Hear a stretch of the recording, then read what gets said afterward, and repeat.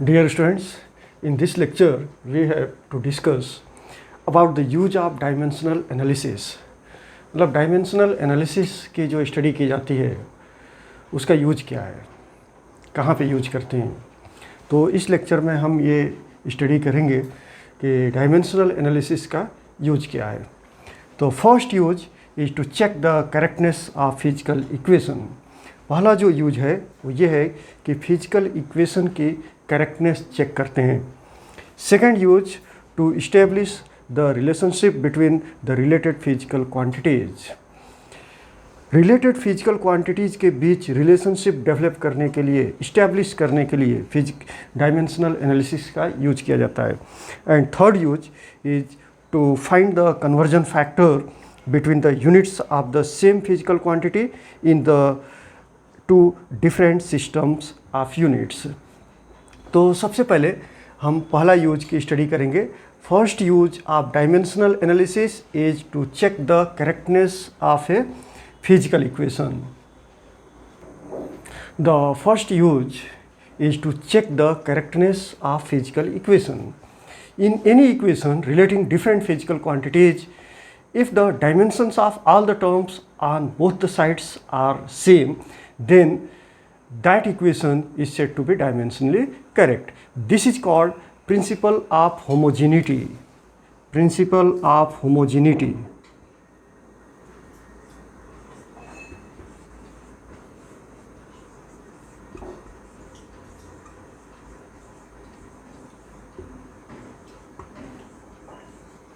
मतलब कि पहला जो यूज हमने एक्सप्लेन किया कि इसको किसी फिजिकल इक्वेशन के करेक्टनेस को चेक करने के लिए इसका यूज किया जाता है, डायमेंशनल एनालिसिस का यूज किया जाता है.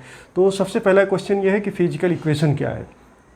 फिजिकल इक्वेशन वह मैथमेटिकल रिलेशन है जो फिजिकल क्वांटिटीज़ के साथ बनाया जाता है. जैसे v is equal to u plus a t, v is equal to u plus a t. You know that v is the final velocity, u is the initial velocity, a is the acceleration and t is the time. तो ये different physical quantities के साथ यह equation है, इसको हम बोलेंगे physical equation. Velocity physical quantity है, इनिशियल वेलोसिटी फिजिकल क्वांटिटी है, एक्सेलरेशन फिजिकल क्वांटिटी है और टाइम भी फिजिकल क्वांटिटी है. इसी तरह से अगर हम कहते हैं h is equal to u t plus half a t square या g t square. h height है, u इनिशियल वेलोसिटी है, t टाइम है, g acceleration due to gravity है और t टाइम है. तो इसमें सभी फिजिकल क्वांटिटीज़ इन्वॉल्व हैं और इस इक्वेशन को हम कहते हैं, कुछ फिजिकल क्वांटिटीज़ इन्वॉल्व हैं जैसे h है, u, t, g और t. तो इस इक्वेशन को हम फिजिकल इक्वेशन कहेंगे.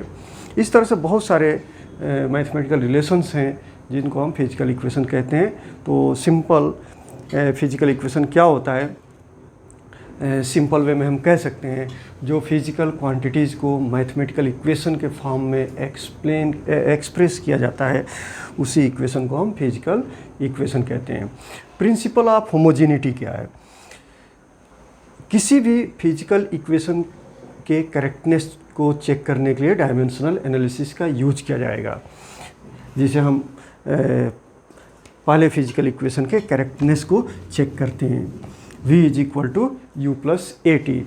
इस इक्वेशन में दो साइड्स हैं, एक लेफ़्ट साइड और दूसरा right hand side. Left hand side में सिर्फ एक ही क्वांटिटी है वेलोसिटी और टर्म्स हैं 1, सिर्फ एक ही टर्म है. और राइट हैंड साइड में दो टर्म्स हैं, एक है u, दूसरा है a t. Principle of homogeneity means dimension of left hand side is equal to dimension of right hand side but homogeneously. मतलब v का डायमेंशन राइट हैंड साइड के सभी टर्म्स के डायमेंशन के बराबर होना चाहिए. अगर ऐसा है तो यह प्रिंसिपल ऑफ होमोजेनिटी को सेटिस्फाई करता है. और लेफ़्ट हैंड साइड का डायमेंशन राइट हैंड साइड के डायमेंशन के बराबर है तो वह इक्वेशन डायमेंशनली करेक्ट है. और अगर लेफ़्ट हैंड साइड का डायमेंशन राइट हैंड साइड के डायमेंशन के बराबर नहीं है तो वह फिजिकल इक्वेशन डायमेंशनली करेक्ट नहीं है. Now this is a physical equation v is equal to u plus a t. हम चेक करेंगे कि यह फिजिकल इक्वेशन डायमेंशनली करेक्ट है या फिर इनकरेक्ट है। तो इसके लिए सभी टर्म्स के डायमेंशंस लिखेंगे। तो लेफ्ट हैंड साइड में v है, तो डायमेंशन ऑफ लेफ्ट हैंड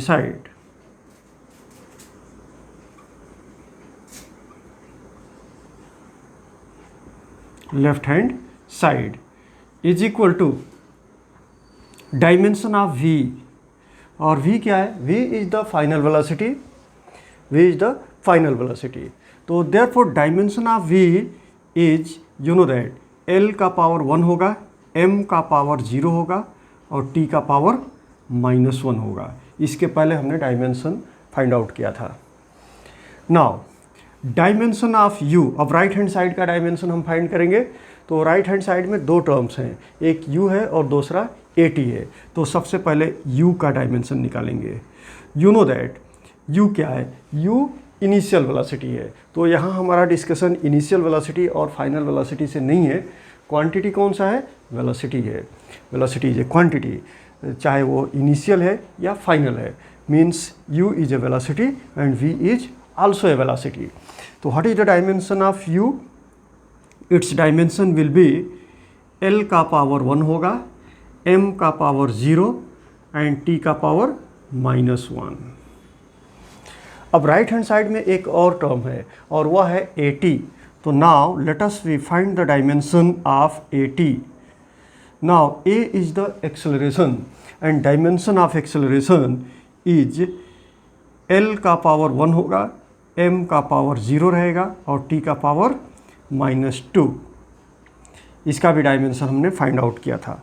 और t क्या है? t is the time and dimension of time is t to the power 1। तो therefore this is equal to l का पावर 1 है, तो देयरफॉर राइट हियर l का पावर 1, m का power 0 है, देयरफॉर राइट हियर m का power 0 and t to the power, यहाँ पे -2 है और यहाँ पे +1 है। तो जब मल्टीप्लाई करते हैं तो पावर्स ऐड हो जाते हैं। तो -2 + 1, this will B -1। Therefore you can से here the dimension of right hand side is, dimension of right hand side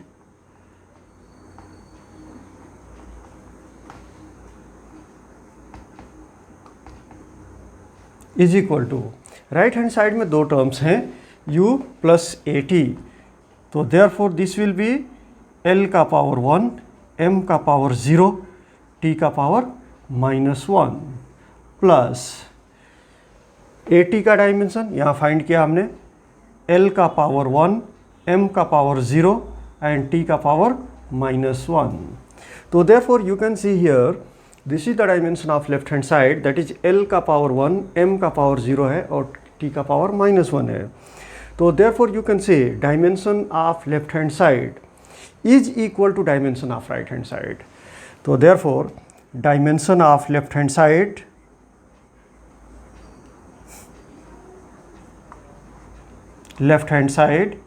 is equal to dimension of right hand side।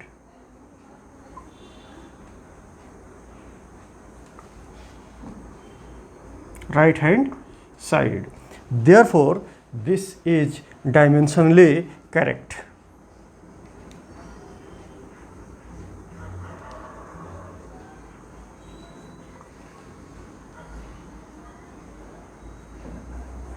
In this way you can find the correctness of any given physical equation by using the dimensional analysis। Now let we check the correctness of this physical equation, h is equal to ut plus half gt square। You know that this is a kinematical equation। और इस equation के अंदर जो physical quantities involve हैं उसमें left hand side में h है, h means height, u है, u means initial velocity, t means time, half है, हाफ कांस्टेंट है, g acceleration due to gravity and t is the time. तो left hand side में एक term है h है, राइट हैंड साइड में दो टर्म्स हैं ut और हाफ gt स्क्वायर। तो to check the correctness of this physical equation let us we write here the dimension of left hand side, dimension of left hand side, this is equal to h. H means height. Height is a length, and what is the dimension of length? L to the power 1, m नहीं है, therefore m का power 0 होगा, time भी नहीं है यहाँ पे, therefore time का पावर भी 0 होगा। तो लेफ्ट हैंड साइड का डायमेंशन हो गया l का पावर 1, m का power 0 and t to the power 0। Then dimension of right hand side में दो टर्म्स हैं, एक है ut, u means initial velocity and dimension of velocity is L to the power 1, m to the power 0 and t to the power -1, and t is the time, dimension is t to the power 1. So therefore this will be equal to L to the power 1, m to the power 0 and t to the power 0, again 0, because t to the power -1 into t to the power +1, power will be added during the multiplication. So therefore -1 + 1, that is 0. And dimension of half gt square, this is also in the right hand side. You know that dimension of any constant is nothing. किसी constant का dimension हम find out नहीं कर सकते। Half constant है, किसी भी constant का डायमेंशन हम फाइंड नहीं कर सकते। तो therefore this is dimensionless. Half is dimensionless.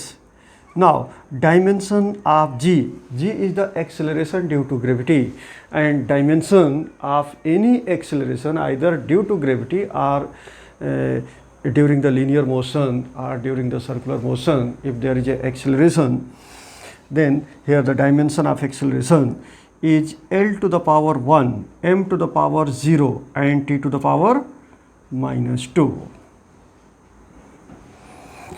Dimension of time t to the power 1 whole square, therefore to the power 2. तो t to the power 1 का स्क्वायर करेंगे तो ये हो जाएगा t to the power 2। जब मल्टीप्लाई करेंगे तो एक ब्रैकेट में आएगा L to the power 1, m to the power 0 and t to the power 0. So therefore dimension of right hand side will be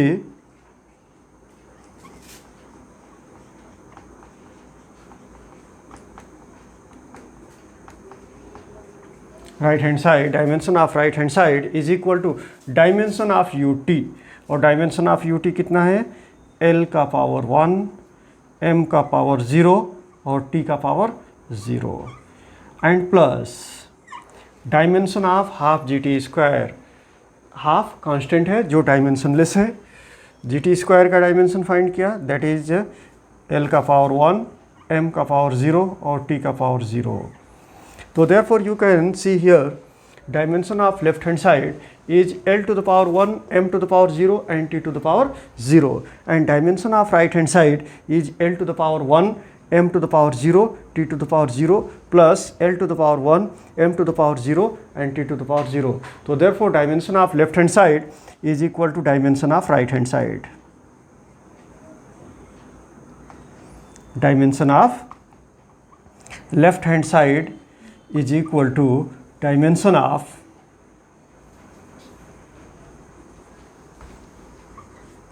right hand side. Therefore this equation is also dimensionally correct.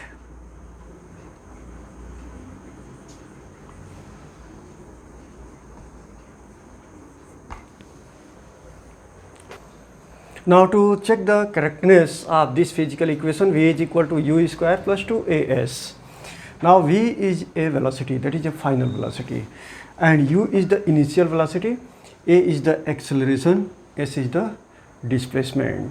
तो यह एक physical equation है और हम dimensional analysis का use करेंगे और check करेंगे कि यह फिजिकल इक्वेशन करेक्ट है या नहीं।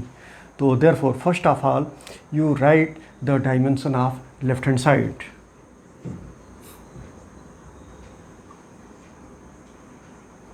Dimension of left hand side is equal to v, dimension of v। v is the velocity, और वेलोसिटी का डायमेंशन होता है l का पावर 1, m का पावर 0, t का power -1। Now dimension of u square,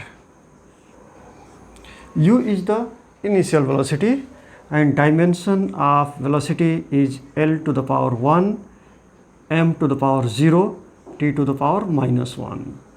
square करेंगे because here is the square, तो therefore this will be equal to L to the power 2, m to the power 0, t to the power -2। and dimension of 2as, 2 is a constant, it is a dimensionless, therefore this is equal to a का dimension लिखेंगे l to the power 1, m to the power 0, t to the power -2, this is the dimension of a, into dimension of s, that is the displacement, dimension होगा l to the power 1, multiply करेंगे, तो therefore this will be equal to l to the power 2, m to the power 0, t to the power -2। Therefore dimension of right hand side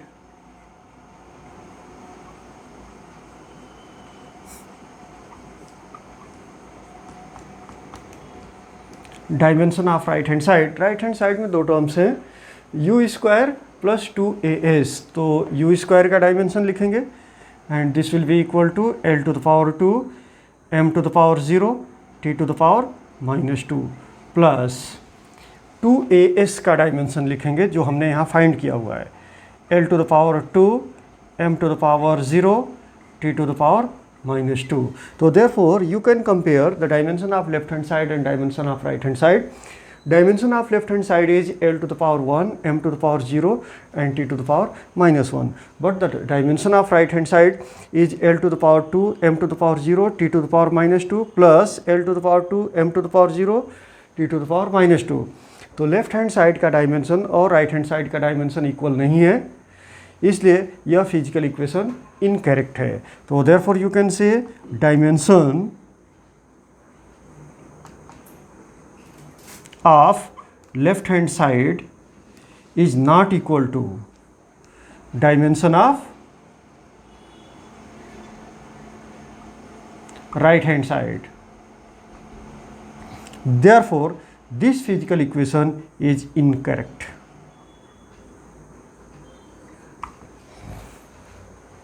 तो कभी भी जब हम dimension check करेंगे किसी भी फिजिकल इक्वेशन का, तो सबसे पहले दोनों साइड्स का डायमेंशन लिखेंगे, and if the dimension of left hand side and dimension of right hand side is same, then you can say the given physical equation is dimensionally correct, and if not same then the given physical equation is dimensionally incorrect। अभी हम check करेंगे कि यह physical equation dimensionally correct है या नहीं।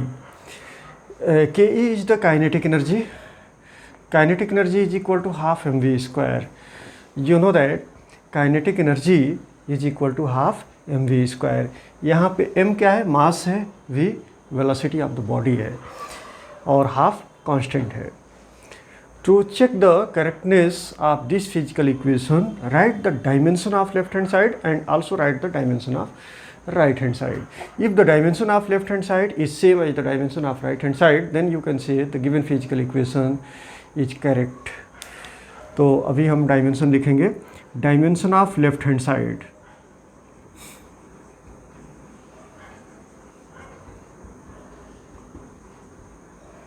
Is equal to dimension of kinetic energy.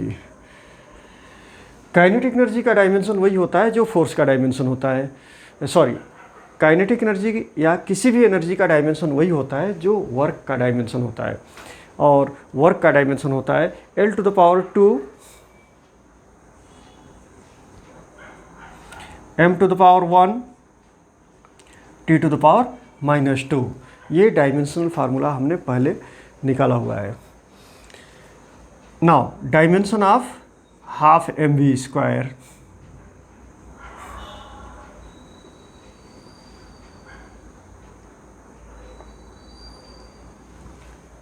dimension of right hand side.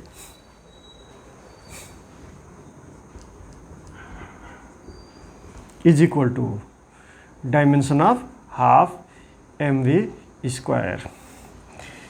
Half is a constant, it is a dimensionless, and m is a mass, और मास का डायमेंशन होगा m to the power 1, v is the velocity, और velocity का dimension होगा l to the power 1, m to the power 0, t to the power -1, और उसका square है इसलिए यहाँ पे v स्क्वायर आ जाएगा।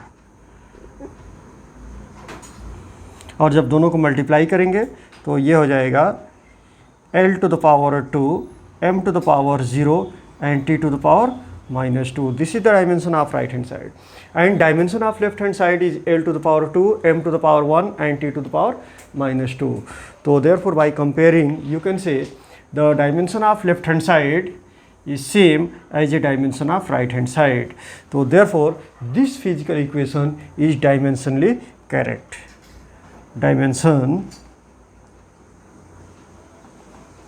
of left hand side is equal to dimension of right hand side.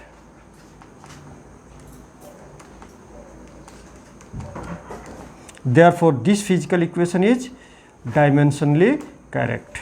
तो इस तरह से किसी भी फिजिकल इक्वेशन के करेक्टनेस को चेक करने के लिए डायमेंशन का यूज किया जा सकता है। Now check the correctness of potential energy is equal to mgh. This is also a physical equation. Therefore write the dimension of left hand side.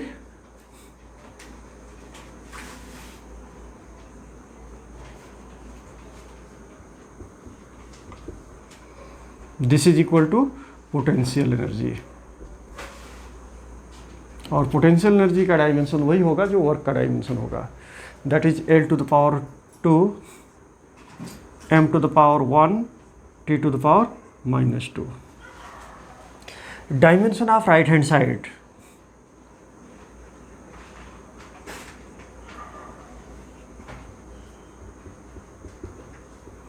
Right hand side में क्या है, mgh. m is a mass, g is the acceleration due to gravity and h is the height. तो therefore this will be m to the power 1, मास का dimension हो गया m to the power 1, और g acceleration due to gravity है, इसका dimension होगा l to the power 1, t to the power -2, और h height है, इसका डायमेंशन होगा l to the power 1. जब मल्टीप्लाई करेंगे तो l to the power 1 into l to the power 1, this will be l to the power 2, and m to the power 1, t to the power -2. Therefore by comparing the dimension of left hand side and right hand side, dimension of left hand side is l to the power 2, m to the power 1, t to the power -2, and dimension of right hand side is l to the power 2, m to the power 1 and t to the power -2. Therefore dimension of left hand side is same as the dimension of right hand side. Therefore the given physical equation is dimensionally correct.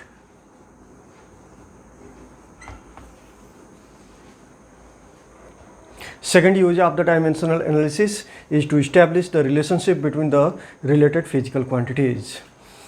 Physical quantities के बीच का relationship दिया हुआ है, इससे उस physical equation को establish किया जा सकता है. Suppose that it is given that force depends on mass and acceleration. So you can establish the relation between force, mass and acceleration. Potential energy depends on mass, acceleration due to gravity and height of object. You can establish the relationship between the potential energy, mass, acceleration due to gravity and height. Suppose that it is given that kinetic energy depends on mass of the body and velocity of the body. मतलब कोई body move कर रहा है जिसकी velocity v है, mass body का m है, तो डायमेंशनल एनालिसिस यूज करके काइनेटिक एनर्जी, मास और वेलोसिटी के बीच रिलेशनशिप डेवलप किया जा सकता है. तो now the period t of oscillation of simple pendulum depends on length and acceleration due to gravity g. Let us derive the relationship between t, l and g. मतलब कि period of oscillation capital T है। किसी object, कोई object जो oscillate कर रहा है, कोई ऑब्जेक्ट जो ऑसिलेट कर रहा है मतलब ऑसिलेशंस परफॉर्म कर रहा है, सिंपल पेंडुलम है। सिंपल पेंडुलम किसको कहते हैं? एक बॉब को थ्रेड से बांध के लटका देते हैं और इसको नॉर्मल इक्विलिब्रियम पोजीशन से थोड़ा सा डिस्प्लेस करके छोड़ देते हैं। तो इस तरह से ये to and fro motion perform करता है और इसी को हम सिंपल पेंडुलम कहते हैं। This is called simple pendulum. और इस सिंपल पेंडुलम का एक पीरियड होता है। पीरियड किसको बोलेंगे? किसी पोजीशन से, मतलब अगर ऑब्जेक्ट यहाँ पे है और यहाँ से इधर जाता है, फिर इधर आता है, फिर यहाँ पे आ जाता है, तो एक ऑसिलेशन पूरा हो गया। अगर बॉब यहाँ पे है, यहाँ से यहाँ आया, फिर इधर आ गया, एक ऑसिलेशन पूरा हो गया है। और एक ऑसिलेशन पूरा करने में जो टाइम लगता है उसको कहते हैं periodic time, that is capital T, या period of oscillation capital T. तो जो पीरियड ऑफ ऑसिलेशन होता है सिंपल पेंडुलम का, वह लेंथ के ऊपर डिपेंड करता है। कौन सा length? Length of this string, length के ऊपर डिपेंड करता है। और किस पर डिपेंड करता है? Acceleration due to gravity G पे डिपेंड करता है। Period of simple pendulum depends on length of the pendulum, also depends on acceleration due to gravity. So let us, by using the dimensional analysis, you can find the relationship between T, L and G. Now here it is given that length of period of oscillation of the simple pendulum depends on, depend को mathematical form में हम कैसे लिखेंगे? Depends means directly proportional to, किस पे depend करता है? L पे डिपेंड करता है। लेकिन एल का पावर कितना होगा ये नहीं दिया हुआ है। एल पे डिपेंड करता है। एल स्क्वायर भी हो सकता है, एल टू द पावर -2 भी हो सकता है, एल अंडर रूट में भी हो सकता है, एल का पावर 3 भी हो सकता है। We don't know, only we know कि capital T depends on length of the simple pendulum. Therefore you can say T is directly proportional to L to the power A, and it is also directly proportional to acceleration due to gravity, but we don't know what is the power of G. So therefore suppose that power of G is B. So therefore you can write T is directly proportional to L to the power A and G to the power B. Therefore capital T is equal to, अब proportional के symbol को हम equal से में convert करेंगे, तो therefore T is equal to a constant, say that constant is K and this is known as constant of proportionality. तो K L to the power A G to the power B. अभी हम T, L और G के बीच mathematical relation establish करेंगे। तो सबसे पहले dimension लिखेंगे सभी टर्म्स का, लेफ्ट हैंड साइड में भी और राइट हैंड साइड में। तो dimension of capital T, what is capital T? This is a periodic time, period of oscillation of the simple pendulum. तो दिस इज ए टाइम, और time का dimension होता है T to the power 0, T to the power 0। तो L to the power 0, sorry not 0, T का dimension होता है capital T to the power 1, इसलिए कि टाइम है और टाइम का डायमेंशन कैपिटल T। तो L का पावर 0, M का पावर 0 और T का पावर 1 इज इक्वल टू, अब राइट हैंड साइड का डायमेंशन लिखेंगे। K क्या है? कांस्टेंट है, तो इसका डायमेंशन नहीं फाइंड आउट कर पाएंगे। This is a dimensionless. Now dimension of L, L क्या है? L is a length of simple pendulum, और लेंथ का डायमेंशन होता है L to the power 1 to the power A, L to the power 1 to the power A into G। G क्या है? G is the acceleration due to gravity, और acceleration due to gravity का dimension L का power 1 T to the power -2 और to the power b। Therefore this is equal to k, और एक bracket में लाएंगे, l का पावर a है और यहाँ l का पावर कितना है b। एक बार मैं इसको स्टेप को फुल स्टेप लिख देता हूँ। l का power 1 to the power a means l to the power a into l का power 1 to the power b means l to the power b। Here t to the power -2 to the power b means -2b। Therefore this is equal to k, l का power a, l का power b, तो therefore l to the power a plus b and t to the power -2b। Here l का power 0 है, m का power 0 है और t का power -1। Now comparing the dimensions of corresponding quantities on both the sides, मतलब left hand side का dimension और right hand side का डायमेंशन हम कंपेयर करेंगे क्वांटिटीज़ का। लेफ्ट हैंड साइड में कौन कौन से क्वांटिटीज़ हैं? लेंथ है, मास है और टाइम है। राइट हैंड साइड में क्वांटिटीज़ कौन से हैं? लेंथ है, टाइम है और मास नहीं है, इसलिए हम m का पावर 0 लिख सकते हैं यहाँ पे। m का पावर 0 और t का power a minus 2b। t का t तो का power -2b।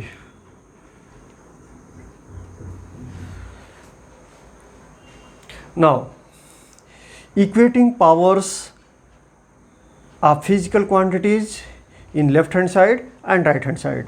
Left hand side में l का पावर 0 है, राइट हैंड साइड में l का पावर a प्लस b है। मतलब लेफ्ट हैंड साइड में लेंथ का डायमेंशन 0 है, राइट हैंड साइड में लेंथ का डायमेंशन a प्लस b है। तो therefore you can say a plus b is equal to 0।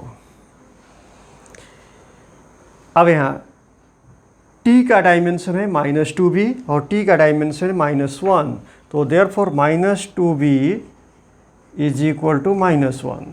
तो here you can say a is equal to -b, a is equal to -b, and from this equation -2b is equal to 1 means 2b is equal to 1 means b is equal to 1/2।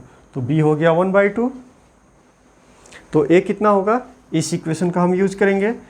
Therefore a is equal to -b, तो यहाँ हो जाएगा minus और b है 1/2।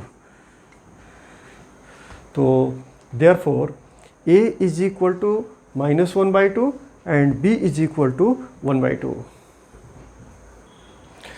Sorry, there is a small correction, यहाँ पे carry करने में माइनस आ गया था, तो ये माइनस नहीं है, +1 है। तो जब इक्वेट करेंगे तो a plus b is equal to 0 और यहाँ t का पावर -2b, मतलब t का डायमेंशन -2b और यहाँ t का डायमेंशन 1, तो -2b इज इक्वल टू 1 आएगा। तो therefore 2b is equal to -1 होगा। तो therefore b is equal to हो जाएगा -1/2। तो b की वैल्यू यहाँ पे सब्सटीट्यूट करेंगे, a is equal to -b, तो देयरफॉर माइनस इंटू -1/2, तो दिस विल बी 1/2। तो यहाँ पे a और b की वैल्यू हमें मिल गई। a की वैल्यू है a is equal to 1/2 and b is equal to -1/2।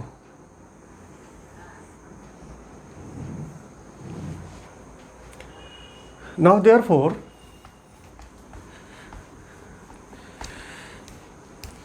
here we substitute the values of a and b in this equation. So therefore t is equal to k into l to the power a and g to the power b. This is equal to k, l का power कितना है? a है और a की value कितना find किया हमने? 1/2, तो यहाँ आ जाएगा 1/2 and G to the power B, और बी की वैल्यू कितना फाइंड किया, -1/2. Now therefore you can write this is equal to k into L to the power 1/2. What do you mean by this one? This means under root L, और g का power है -1/2, तो इसको हम ऐसे भी लिख सकते हैं, L का पावर हो जाएगा 1/2 और डिनोमिनेटर में लाएंगे तो g का पावर आ जाएगा डिनोमिनेटर में आने के बाद से 1/2. इसको हम इस फॉर्म में भी लिख सकते हैं, this is equal to k into L/g to the power 1/2.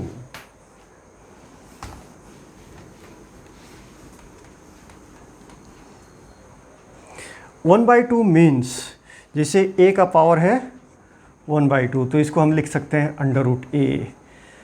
2 का पावर है 1/2, इसको हम लिख सकते हैं under root 2. Power 1/2 means square root. Therefore, this will be equal to k into under root L/g. But the value of k is determined experimentally, and it is found that the value of k is equal to 2 pi. Therefore, the period of oscillation of the simple pendulum t is equal to 2 pi under root L/g. तो इस तरह से हमने एक physical relationship establish किया capital T, L और G के बीच. तो this is another use of the dimensional analysis. Now the next example is kinetic energy depends on mass and velocity. Establish the relationship between the kinetic energy, mass and velocity. Now mathematically you can write the kinetic energy depends on means directly proportional to mass and velocity. Mass का symbol है m, velocity का symbol है v. But the power of mass we don't know. It depends on mass. What is the power of mass? We don't know. It depends on velocity, but what is the power of v we don't know. So therefore we can write m to the power a and v to the power b. Therefore kinetic energy is equal to a constant. Say that constant is k. This is the constant of proportionality, and m to the power a, v to the power b. अभी हम क्या करेंगे, सभी quantities के dimensions लिखेंगे.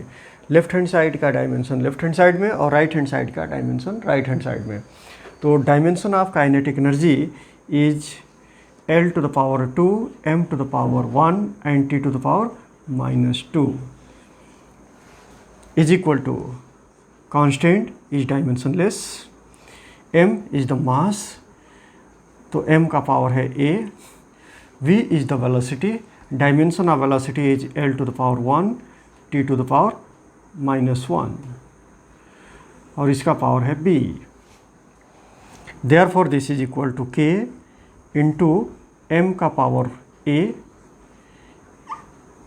l का power b, power whole power b है, t का पावर यहाँ -1 है और यहाँ पावर होल का पावर है b, तो therefore -b. Therefore this is equal to k, m का पावर a है, l का पावर b है, तो राइट हियर l का पावर b, m का पावर a और t का power -b.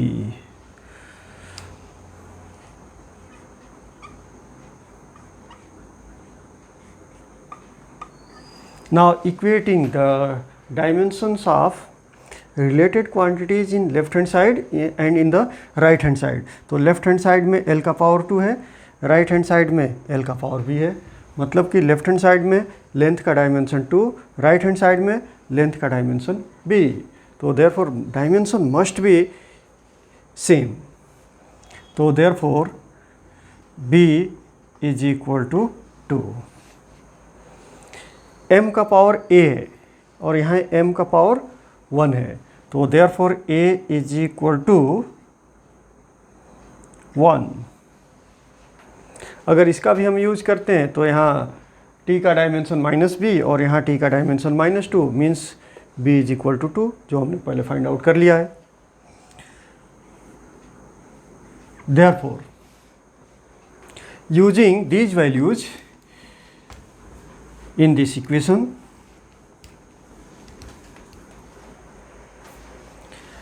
therefore this is equal to k into m का पावर कितना है, a है, और a इज इक्वल टू कितना है 1, m to the power 1, v का पावर b है and b is equal to कितना है 2।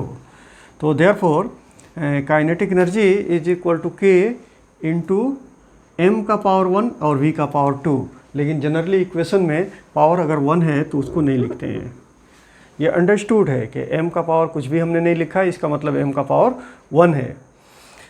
तो kinetic energy is equal to k m v square, but experimentally the value of k can be determined and experimentally it is found that k is equal to 1/2। Therefore kinetic energy is equal to half mv square. So by using this kinetic energy depends on mass and velocity, we can establish the relation between the physical quantities by using the dimensional analysis, and this relation is kinetic energy is equal to half mv square. You know this formula very well.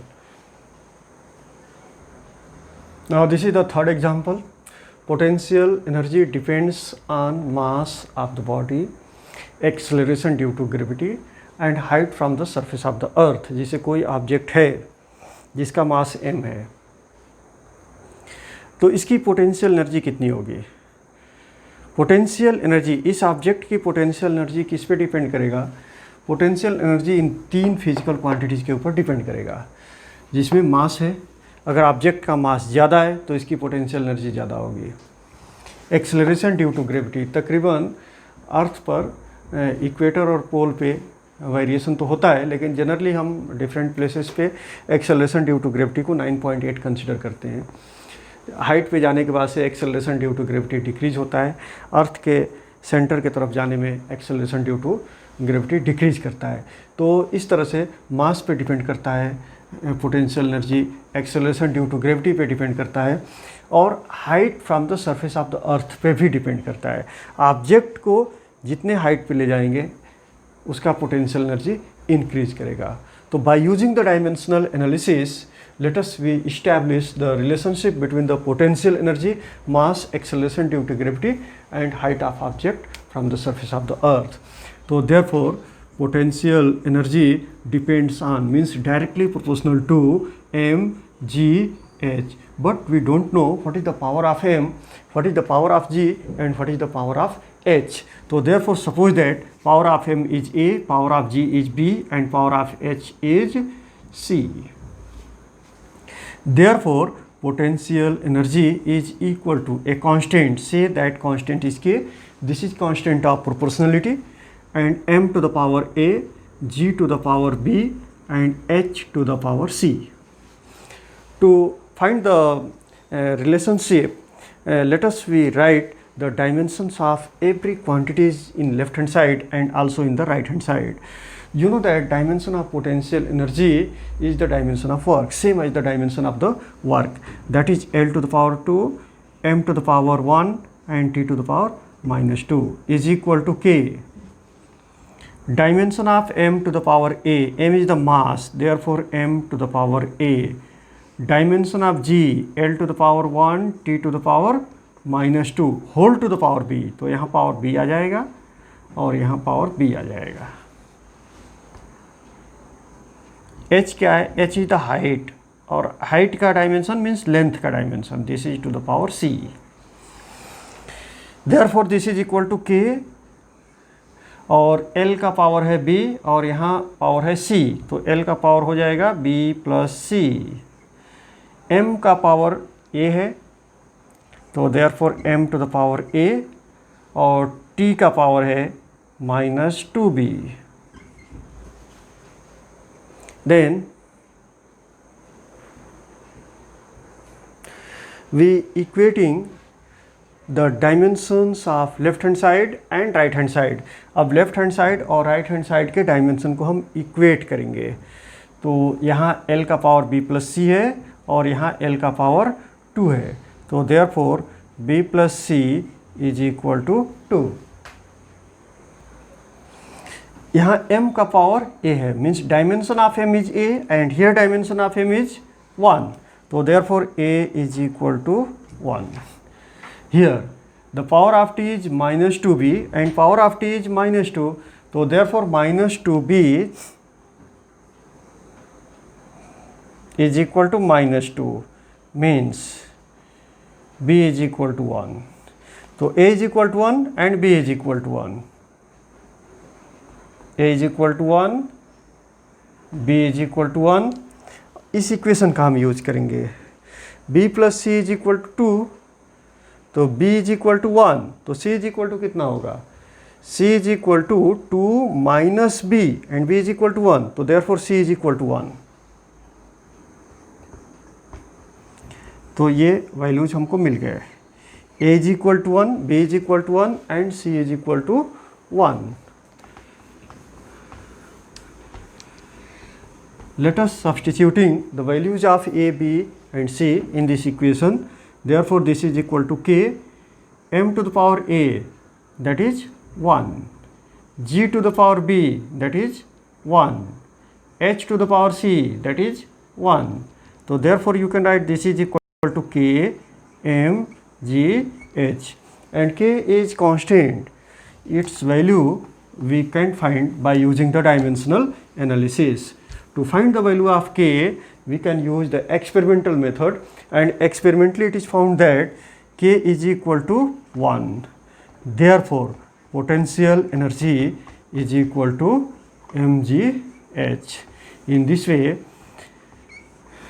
we can establish the relationship between the physical quantities by using the dimensional analysis. The next content of this topic will be in the next lecture. Thank you.